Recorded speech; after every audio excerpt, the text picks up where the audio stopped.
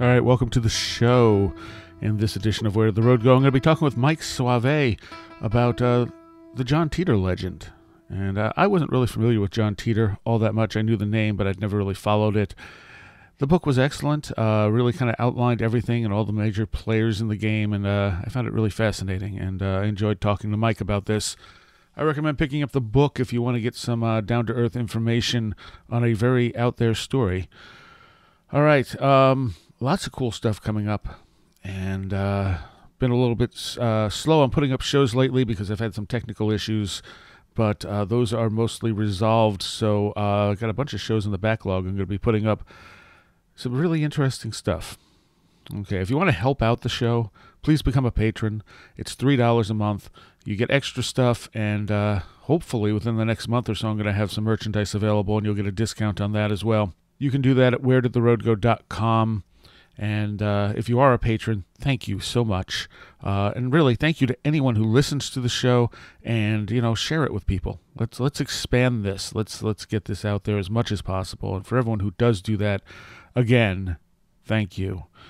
All right, so here, without any further ado, is my conversation with Mike Sauve. All right, I'm here with Mike Sauve.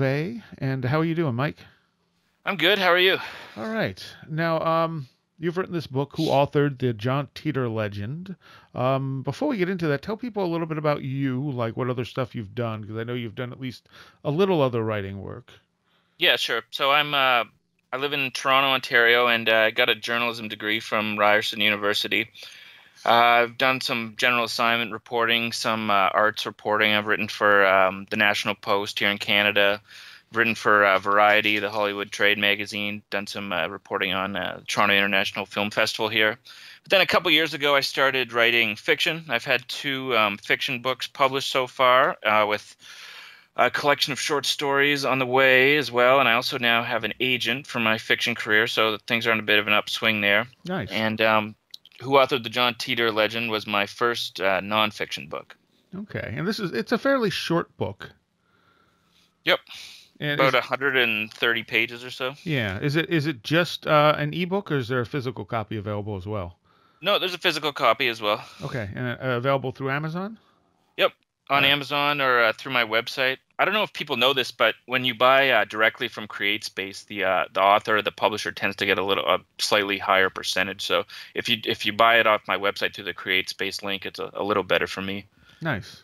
Okay. Well, that's good to know. What is your website? It's mikesauve.com. And you want to spell your last name? Sure. Sauve. Okay. You broke up there. It was Sauve. Yep. All right. And before we get into the story of John Teeter, what made you want to write this? Well, I've always been interested in the type of subjects you cover on your show and the types of things you might hear on a program like Coast to Coast AM. But time travel is probably always up there as one of my favorites. Even as a kid, I remember just a movie like 12 Monkeys, or even a little more something like Time Cop even. I just love the idea of time travel. And I can remember the day I first discovered John Teeter. It was one of those nights where, you're spending a little too much time on YouTube, and at 2 o'clock turns to 3 o'clock, and in the morning that is. But I heard a Coast to Coast episode on John Teeter, and I remember just getting this like shiver of excitement, because I thought, wow, there's some real validity here. There's something, this isn't going to be easily debunked. And as I was listening to that show, I was Googling, and I was seeing, starting to read the posts and seeing some of the images that John Teeter uploaded. So I became an instant devotee. And then from that point on, I started communicating with other people online. And whenever there'd be a new development in the story, or there'd be a new radio program about the story, I was always very excited about it. So the time came when I realized this is a subject that I'd be interested in writing about. And I thought, because a lot of this information is spread out on different parts of the internet, on message boards, I thought I'd be doing a service to people to put it all in one place where they could just get my book, and then they would have this kind of encapsulation of some aspects of the story. Okay. And what is the John Teeter story? When you first wrote me, you said I tracked down sort of the legend of the John Teeter story, and I'm thinking John Teeter. I know that name. And the first thing that came to mind was that the guy who claimed to go to Mars with Obama? That's Andrew Basiago. Yes, yeah. He's another time traveler. Yeah, it was alleged time traveler. And I know there was some, like I know there was some background there where people think there was some political stuff involved as to where that story came from. But this one I was less familiar with, but I have heard the name John Teeter, and this goes back much farther than that one.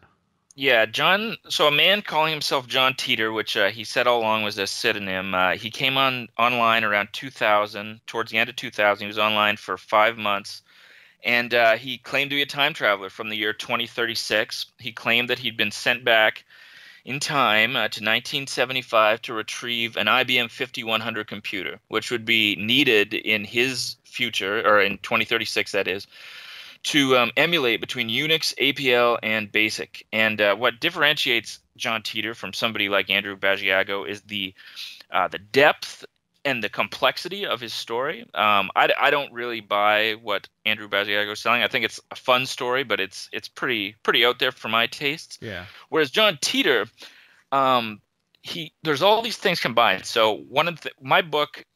It sets aside the question of whether or not he was real to say, if he wasn't real, who came up with this story? And whoever did it had all these different talents. They had a great deal of physics knowledge. They had the ability almost a novelistic ability to tell a story.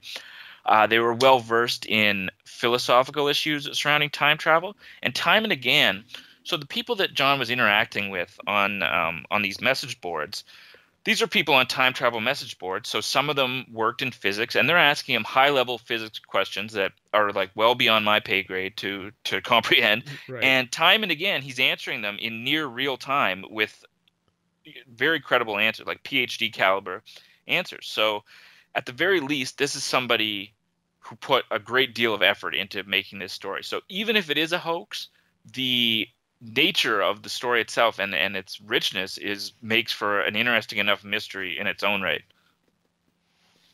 Okay, and what were his claims like? What is the John Teeter's thing?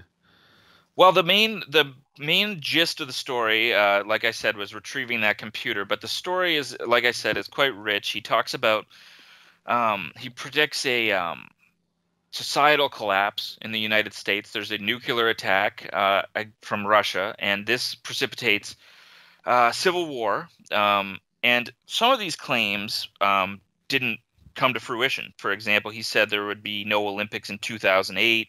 He said civil war would begin in 2005. And of course, we know none of these things happened. Right. But John has this kind of out, which debunkers are happy to jump on, and it's the idea that he relies on the unlike in a movie like 12 Monkeys or in a classic time travel stories, it's always linear. You can go back, you kill Hitler, you come back to your timeline. World War II never happened, but John relies on much more contemporary modes of time travel, which coincidentally or interestingly are exactly how popular science writers like Michio Kaku and Brian Greene speculate that it would happen. So he relies on the many worlds interpretation, meaning he left his timeline to come to our timeline. So nothing that happened on our timeline was guaranteed to be what happened on his. So that's kind of the out he has with for whenever there's a wrong prediction. But he also had a number of correct predictions that are what sort of lends the story validity to this day. Okay. Now he first appeared in 2000, but didn't he pop up, like, didn't he say he had to go back to, he went back to 1975 to get the IBM, but there was something about him going back to 1998 as well?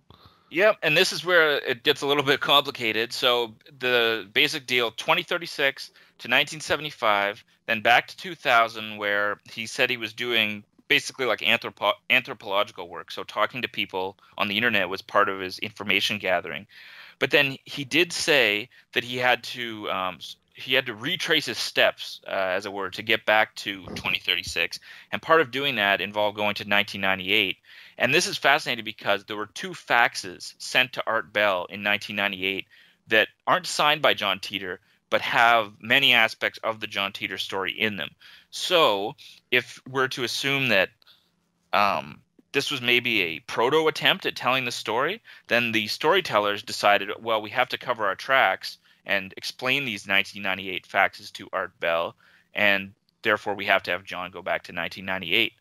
Now, one really interesting thing is some of these people that were interacting with John, one in particular, Pamela Moore, she says that at the time, nobody remembered these 1998 faxes to Art Bell, almost as if he really did go back and do it, and so it hadn't occurred when they were interacting with him, and it occurred retroactively. So if you do believe what he's saying, that's one of the more shiver-inducing aspects of the story. Right. And he did go into detail about his time machine. He did, yep, and he described it as using being powered by 2 mini black holes, and he said that these mini black holes would be developed at CERN. And as we know, CERN just shortly about 6 or 7 months after he wrote that, they announced for the first time that they would be trying to create mini black holes. And this is one more aspect of the John Teeter story that I love, because now, in the circles that you run in, we talk about CERN all the time. But in 2001, CERN wasn't on the tip of everybody's tongue. It was more, esoteric for people that were really into physics. So he's referring to these things that would happen at CERN. So at the very least, he's very plugged into what's going on in those physics circles. And his time machine is essentially a car. It's inside of a car. So the basic idea is that the time machine sort of emits like a gravitic field around it that will encompass everything within a certain amount of space. So the car is just basically the conveyance that holds the time machine and that he would sit within. It was a 1967 Corvette, incidentally. and of course that immediately harkens back to the Future. Yeah, that's one. There's a section in the book called pre-existing influences. So I say, if maybe the story was made up, what are some of the pre-existing influences? And of course, Back to the Future and the car is almost so on the nose that I almost didn't even think about it at first. And the interesting thing about that car is somebody told me that somebody was saying, well, what are the odds they'd still have cars from 1967 around in 2036? And somebody told me that that model had the body was made of fiberglass, so there'd be a increased likelihood that something like that would age a lot better than a body made of steel. Okay. And I mean the computer story to me seems like it's a little fishy too. Like, why would you need that particular IBM? Yeah, and why couldn't you just create that technology yourself? If you can create the technology to travel through time, yeah, why can't you create a technology to emulate between Unix, APL, and BASIC? But the fascinating thing about the computer is so that actual function to translate between those languages, very few people knew that, because the IBM didn't want that getting out, because it would hurt the sales of their other computers. Because then people could just buy that one. They wouldn't have to buy different computers to do different things. So the numbers vary, but Oliver Williams, who runs JohnTeeter.com, he reached out to some of these IBM engineers who were involved in the manufacture of the 5100, and I've heard the numbers range that only 20 people in the world knew the information that John was saying. So this brings up an interesting point. Is the author of the John Teeter story someone who knows this little kernel of rare information, and they make it the centerpiece for weaving this tale because they know it's eventually going to get discovered that, hey, what he's saying here is true, and not many people know this? Yeah. I mean, whoever did it was very smart. There's no two ways about that. This wasn't just thrown together. Oh, no, and that's what another motivation for writing the book is. I was actually looking at your website today, and I saw the section on debunkers versus skeptics, and I myself very, I get a little hot under the collar with some of these debunkers that just say, oh, John Teeter, that's been debunked, because they read the Wikipedia entry or something, and they don't look at all these details. They just say, you can read Wikipedia, and there's a section that says predictive failures, and they'll say, okay, he predicted a civil war in 2005. That didn't happen. Case closed. And, like there's a Skeptoid episode, for example, the podcast Skeptoid.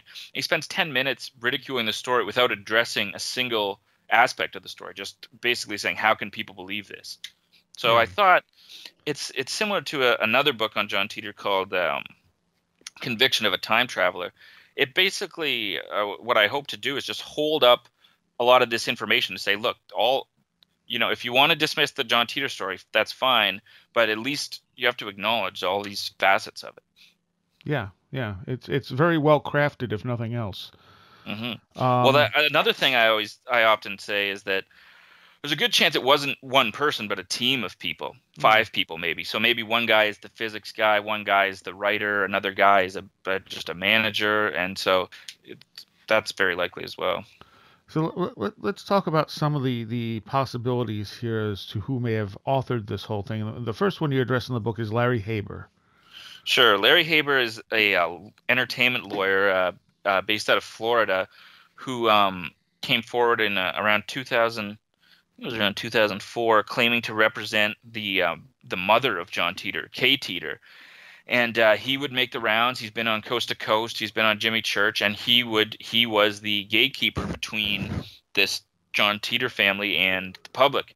And he was also responsible for new developments in the story. There's a website, the John Teeter Foundation website, that it actually posted a message from John Teeter. This was a few years ago. I want to say 2011, but I could be wrong. And it's a message from John Teeter. And there's also on that website, there's a graph of coordinates, and the basic concept is that there's all these multiple Johns coming back, and they need these divergence coordinates in order to get back to their different individual world lines.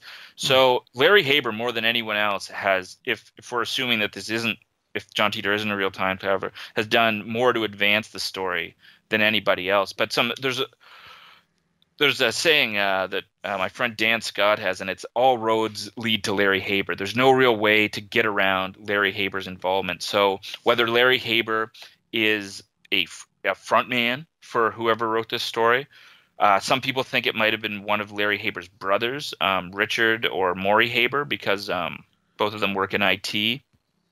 And or whether Larry is an unwitting frontman, whether there is a consortium that wrote the story and they hired Larry because he said he's been hired through a third party.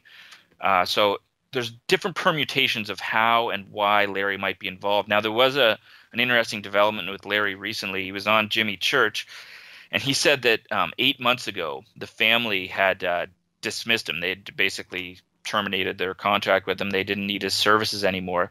And this was interesting because like a week before that interview, I was still talking to Larry, asking him questions, and he was still responding to them as though he were the lawyer for the family. So my belief is there's this guy out there. His name's Rasmus, the hoax hunter, and he's come up with a lot of the best research into John Teeter, and a lot of it does point a finger at the Haber family. But he had just released what he called a smoking gun video that implicated some of Larry's brothers. And my belief is that it just got to be too much for either Larry or for his brothers, and he just had to pull pins on the situation, because a week prior to that, he was still acting as though he were the lawyer, but then he claimed he'd been dismissed 8 months ago. So that doesn't really add up to me. But I will say, we talked about Andrew Basiago earlier, and he kind of gets all this credibility in the alternative media because he's a lawyer.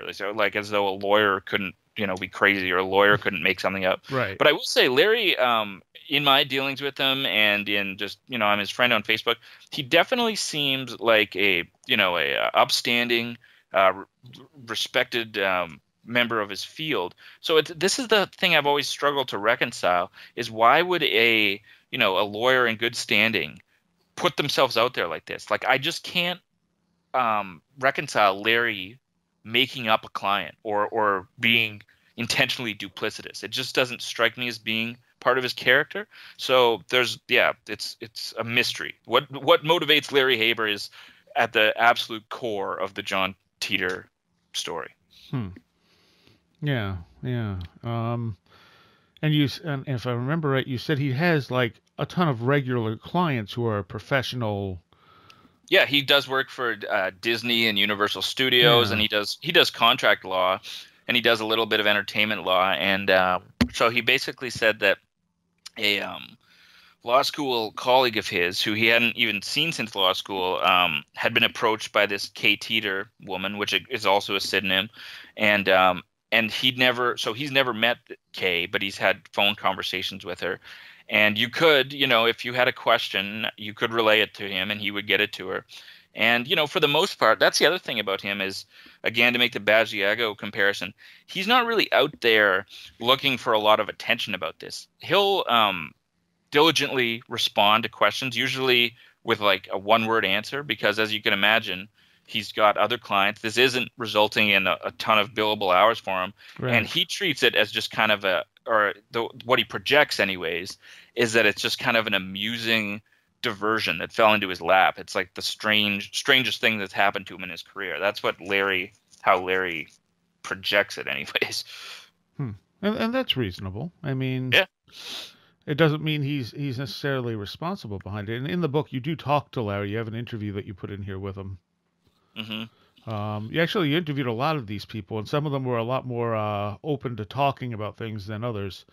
Yeah, that's the interesting thing. Outside of Larry, people in this realm tend to be very married to their opinions. So I mentioned the hoax hunter earlier. He is dead set that he's debunked this story, that it's over, that Maury Haber is the author, and that anyone who's saying differently is essentially just ignoring the truth because we want to keep propagating this story, whether it's for entertainment or for ratings if you're a radio show host, or financial reward. But the truth is, I really think that there hasn't been that firm. A lot of people would happily accept some firm evidence, but it just really hasn't manifested.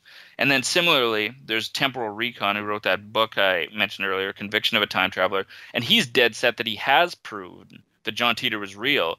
And he says the same thing as Hoax Hunter, that the only reason people don't just accept the truth is because they want to just keep propagating the story. So a lot of people tend to get very dogmatic about their opinions of the John Teeter story, and they're very passionate about it. But so far, I was a little worried when I wrote the book that people might, I might be given a hard time by different parties. But so far, everyone's been fairly professional and courteous.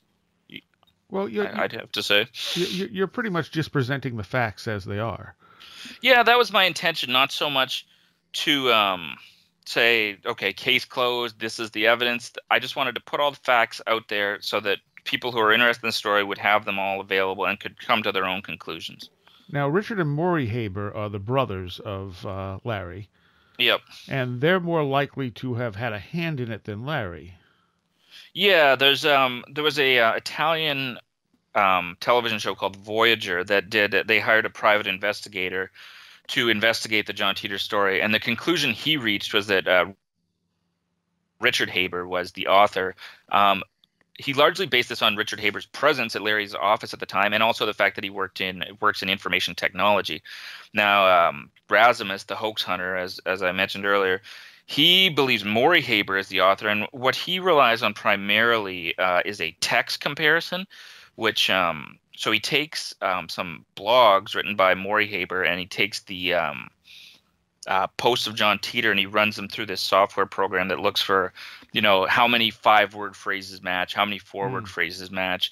And I think the hoax hunter has done a lot of good work, but I don't think this is as convincing as he thinks it is.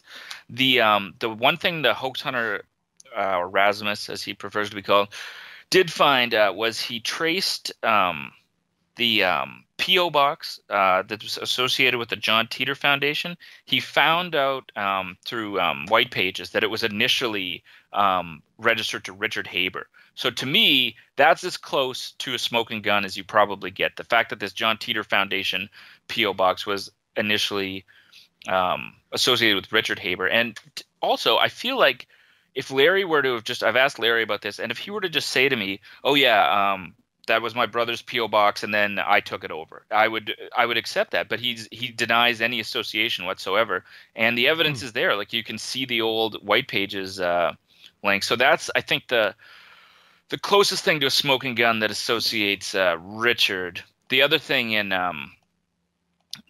Hoax Hunter's smoking gun video, which he released on the last day of 2016, is an interview with a third Haber brother, Arthur. And I I don't see a lot of validity in it. It's kind of all over the map, and he's talking about aliens and the JFK assassination, I think. But the hoax hunters, he has done some good work, and he's also kind of a true believer in some respects. So some of that, like that smoking gun video is 2 hours long, Wow. and I mean it's something. I'll tell you that. Now, one of the more interesting characters you talk to in here is Joseph Matheny. Yeah, Joe Matheny. Matheny, okay. Yeah, and he was on. So he came on a program called Project Archivist. I think Right. you're familiar with that, right? Yes, we're good friends with them. Yeah, and so they had him on, and he claimed that he was responsible for the John Teeter story, and he provided all these details of how I came to be, and I do take issue with sort of the tone of that program, because there's kind of a he's coming off a little bit snide. Like, I can't believe people still believe this. I can't believe I fooled them with just this slapdash thing that we did for fun. And so, for example, he'll say, John Teeter provided images of a time machine that no one has really been able to say what it is concretely. And Joe Matheny just says, oh, a prop builder built that. They just tossed it together. And he doesn't really provide a lot of hard evidence.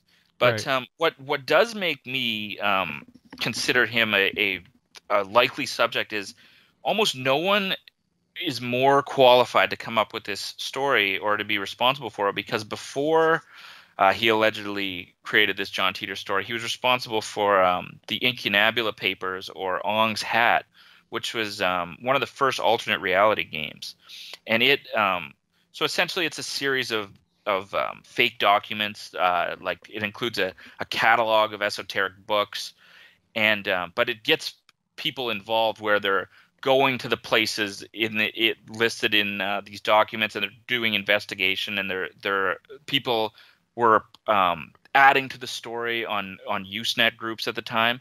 So in many ways, the John Teeter story functions like an alternate reality game in its own way, because you could say Larry Haber is a player in this game who's pushing the story forward. You could say someone like Oliver Williams is a player in this game, and you could even say I'm a player in this game, and you don't really know who's in on it and who's a passive recipient of it.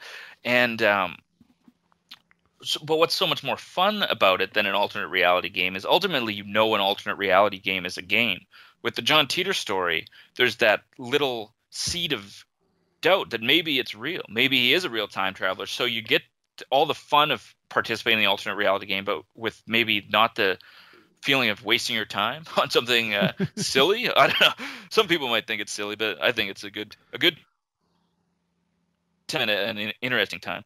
So yeah, Joe Matheny, he made those claims, and obviously that's like a real bomb dropped in the whole John Teeter world, and a lot of people were dismissive of him, and he just feels like he doesn't have anything to prove. He doesn't care if you believe him or not. Joe Matheny, outside of his alternate reality game credibility, he holds a number of patents. He was a big player at Netscape and Adobe. He does academic writing now under a pseudonym. So it's not like he needs the attention, and it's not like he kept flogging it for attention after making those initial claims. So Matheny's really interesting to me, but the thing that's hard to put together is that you can't really reconcile the Matheny theory with the Haber theory, because Matheny has essentially called Haber a, quote, gut maggot, because he says,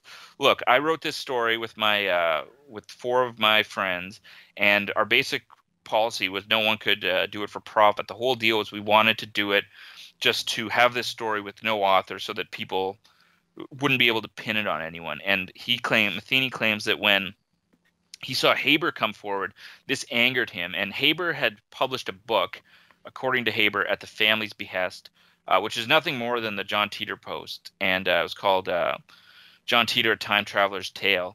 And according to Matheny, the reason that book is no longer available for sale is because he threatened Haber that he would expose him as a liar. So you can see these people are probably not working together since Matheny is saying these nasty things. But this then goes back into what I was talking about with the permutations. How do we know that maybe – okay, so there's the possibility that Haber is just a fraud and he decided to come forward and take credit for Matheny's work. There's also the possibility that Matheny hired Haber through a third party just to give the story or the game this extra layer of realism. So there's different ways you can kind of compute their association with each other.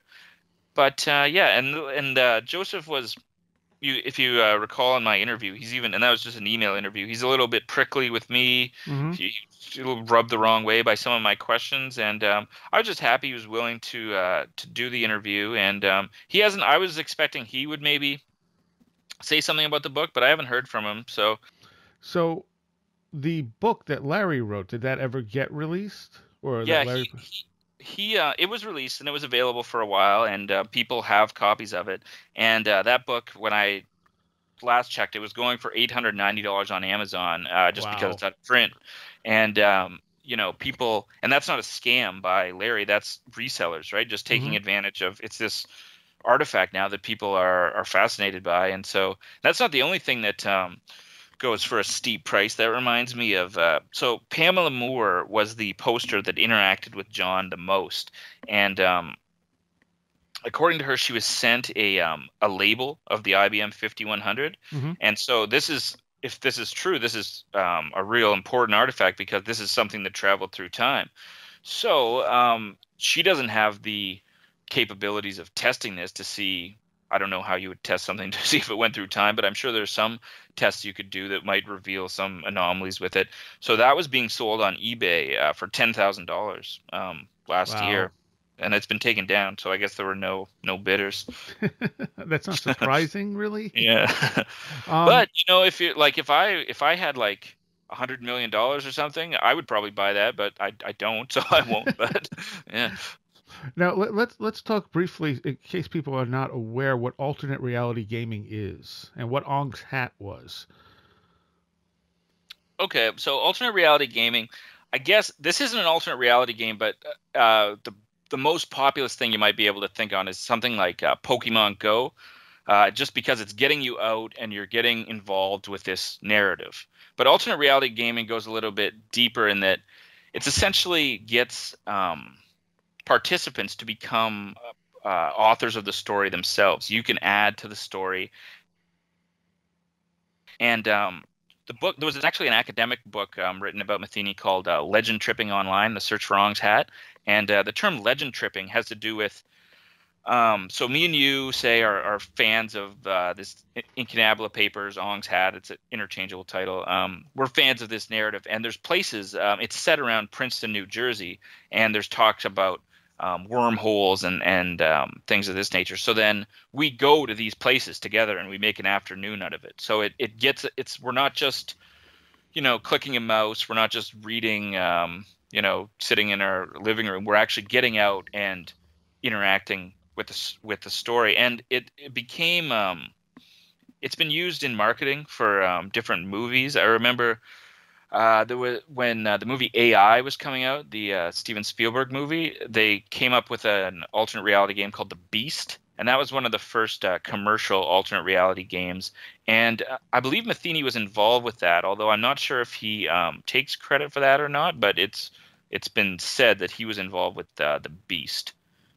So that's alternate reality gaming, and you can see how maybe the John Teeter story falls into that category because, we're doing things like, okay, so let's say I have that $100 million and then I buy that label and then I take it to the University of Toronto to get it tested. Well, then suddenly I'm doing these things and presumably I'm doing it because it's fun, but I'm also doing it out of this sense of some kind of like a mission. So I do tend to see the story as this big game that we're all kind of trying to crack the puzzle. And that's why maybe those criticisms of Rasmus and Temple Recon are true, because as soon as something really concrete came out, then the game would be over, right? And it wouldn't be as fun anymore. It would be a legend that we would still talk about, but there wouldn't be that sort of the thrill of the chase associated with it. Okay. Yeah, speaking of some of these people that have reached out to me, there was one guy, and I'm not going to use his name because I'm not sure if he'd want me to, and he's also disappeared from the internet, so he may even have been it may not be a real person, it may be, but he had a whole Facebook profile, and he would say some things that were pretty out there, but then he said some things that were really eye-opening. So one of John's policies was he wouldn't give details that would help people avoid death by probability. That he wouldn't give you stock tips. He wouldn't tell you who won the World Series that year because it was against his basic ethics of time travel.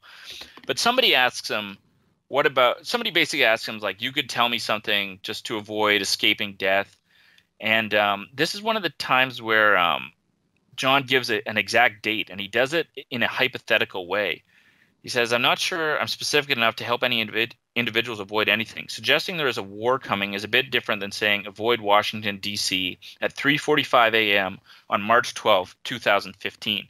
Now, it's kind of interesting that – so he's not saying – he's using that hypothetically, like just this is a specific time. But, okay, so why give this time?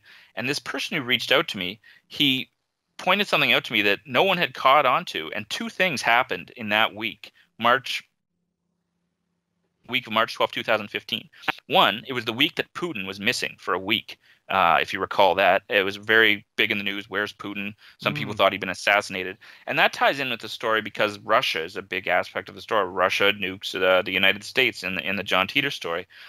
The other thing that happens, and this is reported in mainstream news, military.com, a woman named Captain Heather Cole, who was worked for a strategic nuclear force with the Navy. She was mysteriously basically fired due to loss of confidence, and no one could say why. And this story, it appeared on Fox News, it appeared on other mainstream sites, and then it got taken down. So naturally, that's going to lead to conspiracy theorists thinking something is up. And in the more conspiratorial articles, they say that she was given an order to launch a nuclear strike on Russia, and that she refused, and therefore was lost her job. And no one has really answered yet why Heather Cole was fired. So those two things both happened in this week of March 12, 2015, which was the only specific date John gave. So I thought that was pretty interesting anyways. I mean, I guess you could say if you name any week, if I just pick a week out of my hat, January 5th, 2022, something is going to happen that week that maybe you could say, oh, see, this is what he was talking about. But the fact that those two things really dovetail with the narrative, with the nuclear bombs and with Russia, I thought it was pretty interesting. Yeah. There's definitely some. Any of the predictions made were believable predictions. So yeah, I can get into some predictions for you. The one I always say first, which is my favorite one, because it's very specific. Because I always think like just a talented futurist can make basic predictions, like, oh, Russia and China are going to become a powerful opponent of the United States. Well, if you know world history, you can probably speculate that that's going to happen. Right. But somebody asked John, at the time there was a marketing campaign for something called Project IT. And nobody knew what this was. There were commercials. It was supposed to be this big technological revolution. And so somebody asked him, what is it? And John says, it looks like some kind of motorized scooter. And what Project IT turned out to be was the Segway.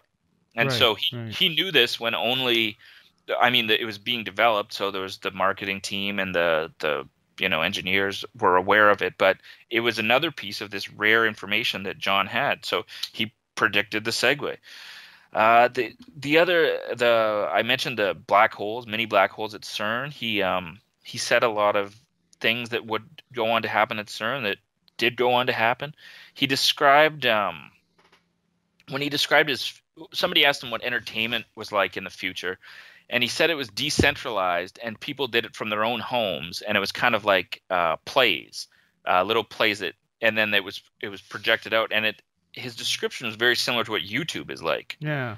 And this was in 2001. YouTube was just, no one had thought of anything like YouTube yet. If you remember internet streaming quality, then, it would take you 15 minutes to download a 2-minute video or something, right? So, and then it would look like crap. Yeah. And another thing he said that I always like is that he talked about the way black holes emit radiation in a certain way. And at the time, this was in conflict with what Stephen Hawking said. And then Stephen Hawking, just a few years ago, would later reverse his position on black holes, and it would become in line with what John Teeter had said way back in 2000. So that's a good one. And then I'll just give you one more real quick here. Somebody asked him if he remembers any poetry. And he says he remembers a poem called A Soldier's Winter. And he wrote about 4 lines of this poem from memory.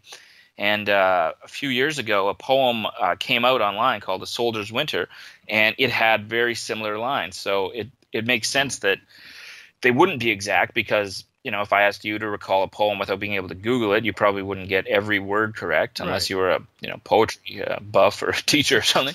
And then so what makes this fascinating is if this were just a some guy who wrote it, I'd say, okay, he's just a fan of John Teeter and he's role playing and he's having a good time. So he put this out there for another clue to just keep the game alive or keep everybody having fun. But the person who wrote it actually works for the Department of Defense. His name's Larry Cluck. He wrote a whole book of poems about his experiences as a soldier. And Oliver Williams asked him, "Are you familiar with John Teeter?" And he said, "No, I've never heard of John Teeter." So it's one of those rare moments, or not even that rare. It's one of those moments where I think, wow, maybe there's something to John Teeter's story after all. And that's why the book doesn't come down in any one conclusion. It kind of leaves it all open, because just when I think, okay, well, it has to be Richard Haber because of the P.O. box, or I think it has to be Joseph Matheny because of Joseph Matheny had all the skills to do it, then there'll be something that makes you think, no, maybe he was a real time traveler. Maybe that's the answer here. So it always keeps, that's what keeps me interested, is you can never really pin any one thing down for too long. Yeah, the poem is definitely interesting. I mean, I guess it's not outside the realm of possibility that someone could have convinced him to do it, or that he's just a player in the game and was lying about it. Yeah, and nothing is, all the evidence that John Teeter was a real time traveler is circumstantial. And this is the argument that Temporal Recon makes in his book, that it is circumstantial evidence, but when you add it all up together, it becomes, the burden of proof is almost satisfied, because there's so much of it that comes together. Are you going to tell me that, he had this IBM 5100 knowledge, he had this Segway knowledge, he knew, they were able to plant this Department of Defense guy to write a poem, and then, got these other things correct. In one of the faxes that we talked about earlier, the 1998 fax, he says something that is a favorite among John Teeter truthers, if you want to call them that. And he says that there's a skyscraper in New York that hasn't been built. And so, of course, this calls to mind 9/11. He doesn't say a skyscraper was destroyed or anything like that. He says it hasn't been built, which, if you think about it, it could be what's the building that replaced the One World Trade? Is that it? Yeah, something like that. So World Trade Center 1 or something. Yeah, so maybe that's the building that hasn't been built. But it's its own. The thing about that prediction is it's its own kind of sentence in the fax to Art Bell, and it's sort of not within the flow of what he's saying. So it just seems like it's this detail that's put in there for a reason. So that always caught my attention. Now, do you have any idea who Temporal Recon was or is? Well, no, I don't. I mean, it's a pseudonym as well. I have some information as to like his background and some of the work. I know he's done some work with remote viewing, and he's very intelligent. He's very sharp. The book is written in almost like lawyerly, very convincing, kind of academic language. But then his blog tends to be a little more new agey in nature. So I always found that sort of an interesting quandary. And there's some connections between him and Joseph Matheny that both of them deny, which always struck me as its own little mini smoking gun in all this, because Temporal Recon wrote a blog post called I can't remember exactly what it was, but it had the word incunabula in it, and the incunabula is it's a word meaning like an old scroll or pamphlet. So there's no real reason that should have been in the title of his blog post about John Teeter, except to either wink or throw a nod at Matheny. And no matter how hard I try, I could never get him to acknowledge that this is beyond coincidence. And he'll even say, I'm as surprised to see this coincidence as you are. Like, he'll acknowledge that it's hard to fathom. Similarly, he did a radio interview where they asked him if he knew anything about Matheny, and he said no. But I actually have a Facebook screen grab saying that he was planning on going to one of Matheny's events before that interview took place. So there might be some mild deception going on there with Temporal Recon and Joseph Matheny. Whenever I focus on this, though, when I was talking to him, he would get kind of annoyed because he doesn't have a ton of patience for people that aren't. He feels he's made such a compelling case in his book that anything else is just a distraction. That you either believe or you're being willfully obtuse. And he was going to publish a second book, right? Yeah, this second book is, and I published a whole table of contents in the chapter on him just because I thought it was so. If he delivers on what he says he's going to do in that second book, like, it covers a wide range of topics. So I'm really looking forward. Like, he'll talk about there being other time travelers on our world line, and I'm just looking at his table of contents now. Like, he covers a lot of things that I cover, like Marlon Pullman, who filed a patent about based on John Teeter's specs, and the Secret Song, which was supposedly given to Pamela Moore. Mm-hmm. But he also mentions remote viewing and the Monroe Institute, my work in West Africa and other parts of the world. So if these things all come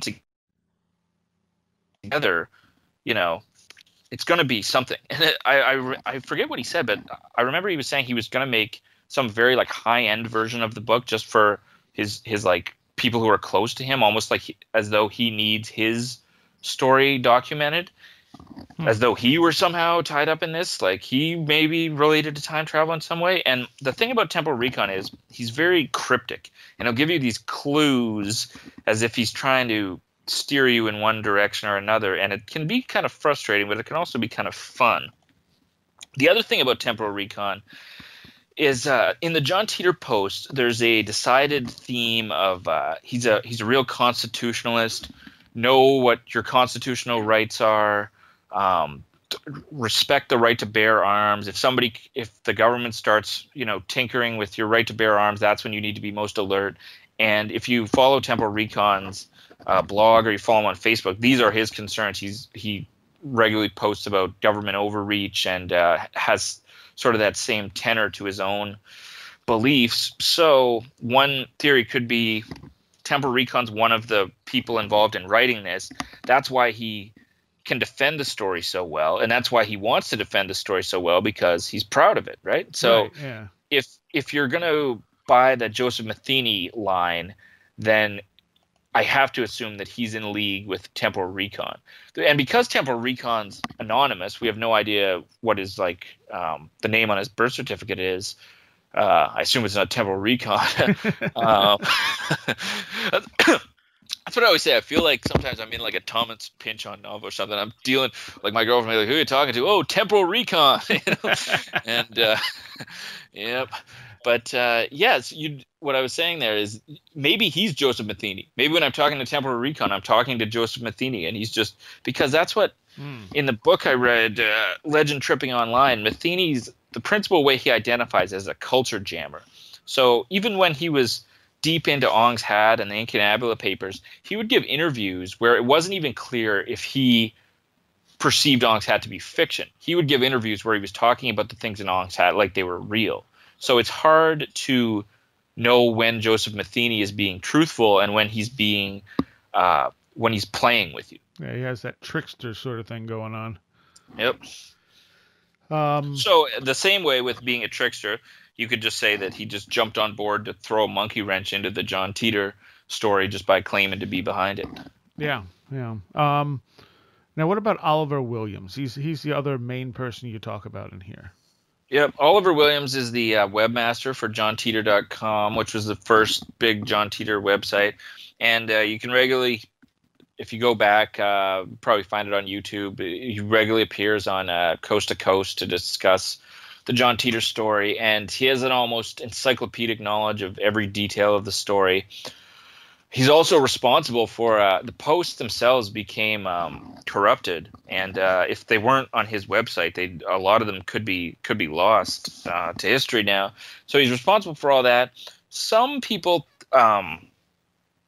believe he's behind the story simply because he owns that website. I know Rasmus has accused him of profiteering because I think he had like a cafe press site where he selling like mugs and hats and stuff. I don't really begrudge someone making a few dollars if you put some work into something. So I don't think that's as damning as he might like to make it. But there's also the idea that there's a famous coast to coast caller called Signal 7, and some people have said that he sounds a lot like Oliver Williams. So I've listened to it, and I think if it is Oliver Williams has a little bit of acting talent that he hasn't come forward with, but it kind of fits in. Like one thing Matheny says in his claims is that they would call into Coast to Coast claiming to be time travelers, and this was kind of the seed of writing the John Teeter story, that time traveler was a hot trope on Art Bell, and so they would call in and do this. So who knows, maybe in the Joseph Matheny permutation, Oliver Williams is one of his pals, and Oliver Williams has you can't like track him down. You can't add Oliver Williams on Facebook, so Oliver Williams may not be his real name, right? And he's distanced himself. He was the only person that didn't get back to my interview requests, and he last appeared on Jimmy Church in about 2015, but since then no one has heard from him. And another thing that I think clears him is that his site it looks like a fire or Angel Fire. Was that the old web service? Yeah, wow. It's very ancient, and there's dead links on it. So if he was behind the story and he was trying to make something out of it, it'd be very easy for him to update that website. Yeah. As it is still like one of the initial landing places for people interested in John Teeter. Huh. So yeah, Oliver I think is an interesting character, but I tend to think he's just someone like me who's really into it. Right, and playing it up a little bit.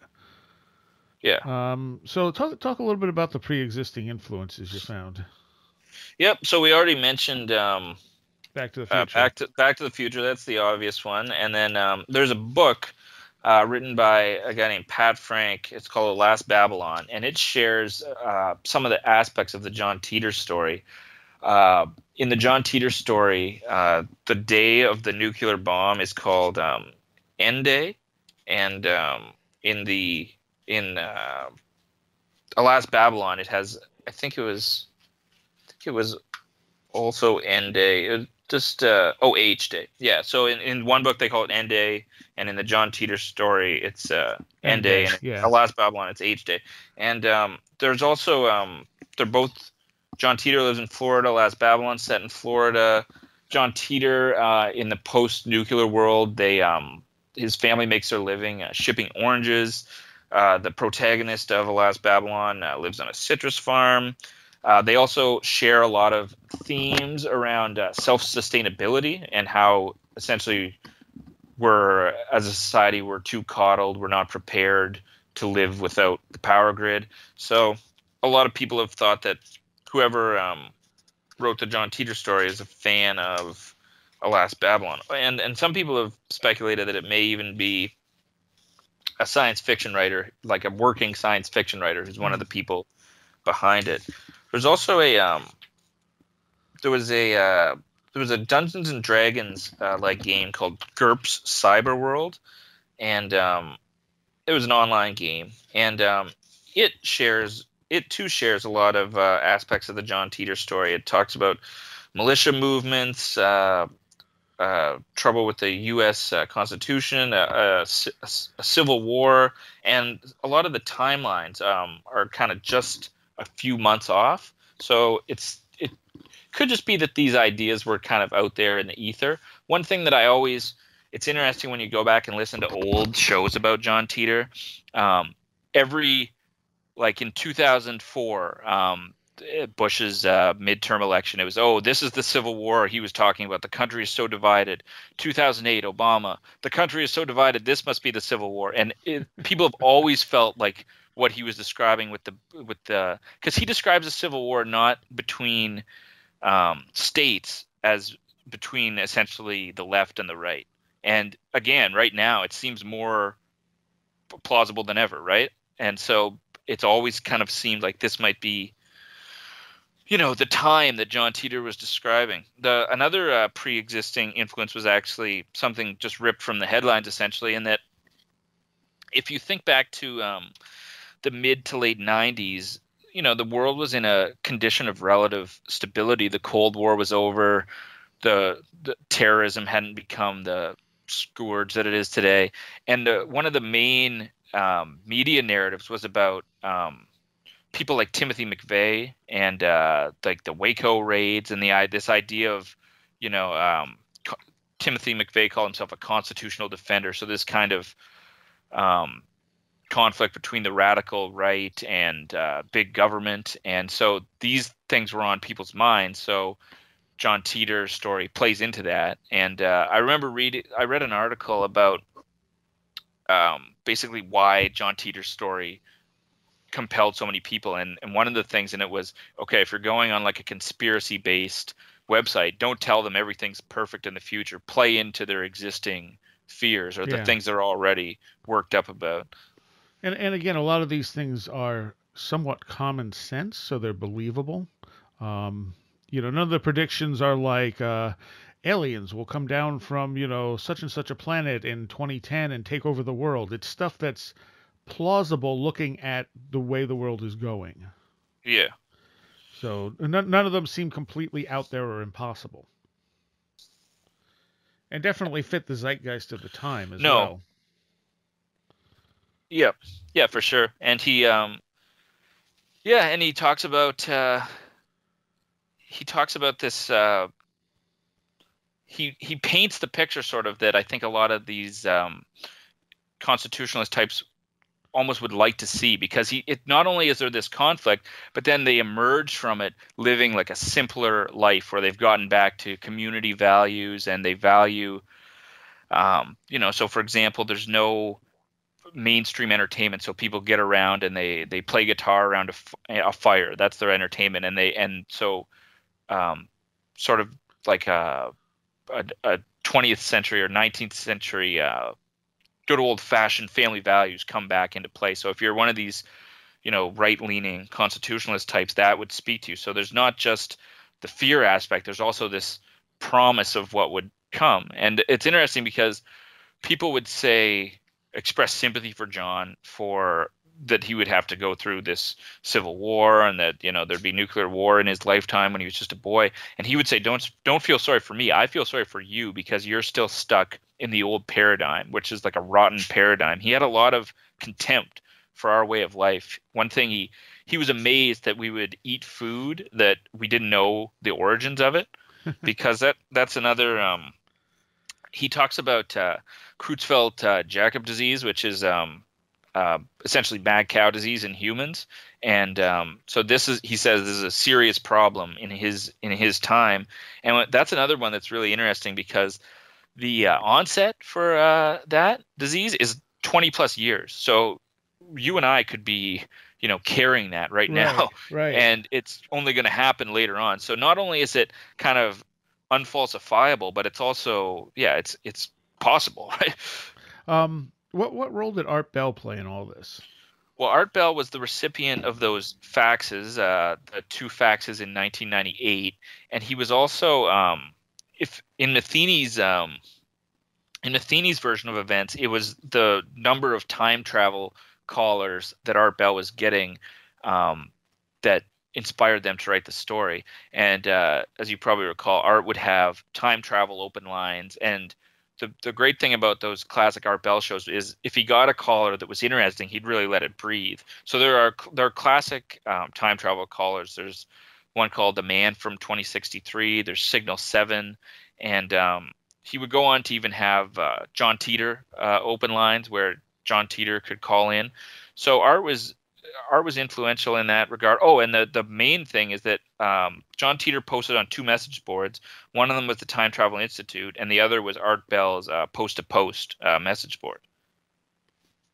And some people, when I was on with Jimmy Church was saying that some people think Art's longtime producer Keith Rowland is behind it, and but I haven't really seen much evidence to that. All right. You talked about Pamela Moore and the Hoax Hunter. One of the other people you deal with in here is Stephen Gibbs.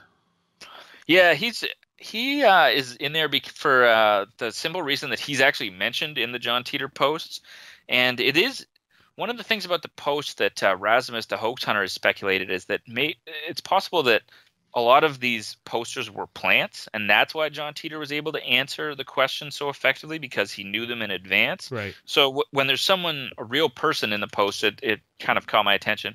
And Stephen Gibbs is another. He's been on Coast to Coast, and he claims to have invented something called a hyperdimensional resonator, which is a time machine that relies on astral travel. So I don't buy into this. I give this even less credence than Andrew Baggiago. I think it's kind of funny though, because it's basically like you buy this thing for like $300, and then if it's not working, it's like, oh well, your chakras aren't aligned, or oh, you're not close enough to a portal, or and somebody wrote an article about it that was quite funny, because there's actually a part that you attach to your like your genitals, and this is the idea of buying this thing and doing that with it. It just seems insane. So yeah, that's why Stephen Gibbs is in there. It was just kind of amusing to me, and I thought it'd be a good maybe diversion from some of the more serious stuff. And the last person you have in here is Marlon Pullman. Yeah, Marlon Pullman. He filed a patent application based on the exact schematics that John Teeter gave online, and the patent application even includes a pullout drawing that John Teeter provided. And just a quick diversion about this pullout drawing, because we didn't mention it. It's essentially like a technical drawing of a time machine, and people have said this would take like a professional draftsman week to draw, because this was before you had digital technology to do these things, or at least before it was in common use. So it's not like today where some kid can pull up Illustrator or whatever you would do that in and just do it. So somebody put all that time into it. And yeah, so that made it into Pullman's patent. Pullman is a PhD. He his field is Oracle management, which is like database management. And this was kind of like his side project. And of course, the patent, anyone can file a patent, and it doesn't have to be approved. And one of the aspects of this patent is it's relying on technology that we don't yet have. It's relying on mini black holes, which, right. He can't create a mini black hole in his laboratory, right? So, and then the story of Marlon Pullman gets a little bit sad, because he was arrested and charged with drugging and sexually assaulting women. So he's actually in jail right now. So it's kind of, we can only speculate, but you see this person who has a PhD, and he works in a very you might almost call it a stodgy field, database management. Like database management doesn't attract cranks and loons, right? It attracts generally people that are down to earth, essentially, or at least able to get focus on sort of finite details. And then you see, again, I'm only speculating, but you can sort of see there's when you read the news stories about his conviction, there's drugs involved and ecstasy and ketamine. So you can kind of speculate that maybe he was using these drugs, and it led to a sort of grandiosity where he said, okay, I'm going to invent time travel now. So yeah, that's a little bit of a sad ending, I guess. Well, I mean, when I finished reading this, my basic conclusion is, if nothing else, it's a fascinating story. Whoever, if it's not real, whoever invented it did so in a way to make it near impossible to truly debunk. Yeah, I would agree, and that's kind of the conclusion I came to as well, and it's why I wrote the book, and I wanted to, like I said at the outset, put all this information together so that people, because I think if you were to take my book and you take Temporal Recon's book, you've got a pretty um, comprehensive version of the story, because he covers, was John Teeter real, in absolute detail, and then so I didn't feel the need to go back over that ground because he did a good job of it. So I took the ball and said, okay, well then let's look at these other people surrounding the story and who might have written it. And because, like I said, there's no one place you can go and read about Joseph Matheny and Larry Haber and Temporal Recon and the sort of intricate web that ties them all together. So Yeah. that's what I wanted to put together in the book. So in a way, it's a niche book for people that are already into John Teeter, but like people like yourself that had maybe weren't so familiar with the story, they tend to get something out of it as well. Oh yeah. Well, you cover the basics quite well. So I mean, I didn't have to read a whole nother book to figure out what was going on by reading when I was reading your book. And you have exclusive interviews in here with some of these people that are not available elsewhere. Yeah, that's true. And I'm also I'm looking into doing a follow up where I'm actually I've been speaking with some forensic linguists, and so I'm actually looking to do a sort of what the Hoax Hunter did, where the Hoax Hunter used a software program that may or may not be that effective. I'm actually working with these linguists, and they're going to do a forensic analysis comparing the John Teeter posts to the writings of some of these suspects, and then I'm going to frame that, essentially provide introductory notes to their findings, and that I'm not sure if that'll be a second book or just something that is done if on their end it may be done in an academic setting, and then I may piggyback on that for a follow-up book. Okay. And again, your website is what? www.mikesauve.com. And that's Sauve. Sauve. And and is your fiction available there as well? Yeah, there's links to my two fiction books. My first book is The Wraith of Screllman. It's kind of a coming-of-age story. And my second book is called The Apocalypse of Lloyd. I think viewers or listeners of your show would probably get a kick out of that because it's kind of a apocalyptic catch-all that involves a lot of the Fortean subjects we love to discuss. So, I think people that are interested in this sort of thing would probably particularly like The Apocalypse of Lloyd. And all of these books, The Wraith of Screllman and Who Authored the John Teeter Legend, are also available as audiobooks on audible.com. Nice. I know I get so much more reading done through audiobooks now. It makes all the difference because everyone says they don't have time to read, right? And they feel guilty about it. But audiobooks are just great. You're walking to work or you're doing whatever, and it's just, I guess some people have a hard time with maintaining focus, but yeah, audiobooks for me are what keep me up to date with the reading I want to do. Nice. Okay. And you recommend people buy the stuff from your site because you and the publisher get a little more than if they buy it through Amazon. Yeah, just slightly more. And it does. I mean, I'm totally fine if you want to go to Amazon, but I almost just say that as a public service announcement. People might not know that when CreateSpace is a great tool because it cuts out the need to, in the old publishing model, publisher would need to estimate how many books they're going to sell, have those books created. If they don't sell, it's a big waste. CreateSpace, it's all done on demand, right? So when you go and buy my book, it gets made at CreateSpace and sent to you. But as a result, they take a share of the profits, Sure. A pretty sizable share of the profits.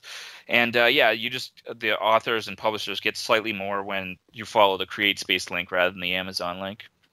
Okay, awesome. Well, thank you for talking to us about this. And thanks for having me. And as I said, I very much enjoyed reading this. It was, if nothing else, it's a great story. Personally, I don't believe he was a real time traveler. I do believe it's a story, but it doesn't make it any less entertaining. And I'd be, totally open to proof that I was wrong on that. Yeah, I mean, I always say no one would be happier than me if someone came forward and proved he was real, because it would mean there was a real time traveler, and it would sort of, shake the very foundation of reality as we understand it. But if that's not true, then well, at least we had this great story to keep us entertained. Yeah, exactly. All right, thank you so much, Mike. Yeah, thank you. All right, and to take you out tonight, I think we're gonna go with I was looking for a song on time travel, and I can't find one to use because I only use music I have permission to use. I'm sure there are songs about time travel out there, but I'm only using songs from artists who have given me permission. And if you are an artist and want me to use some of your stuff at the end of the show at some point, drop me a line, contact@wheredidtheroadgo.com. But I think we're going to close out with Strange Machine from Psyche Corporation off Crypts and Codes. Here you go.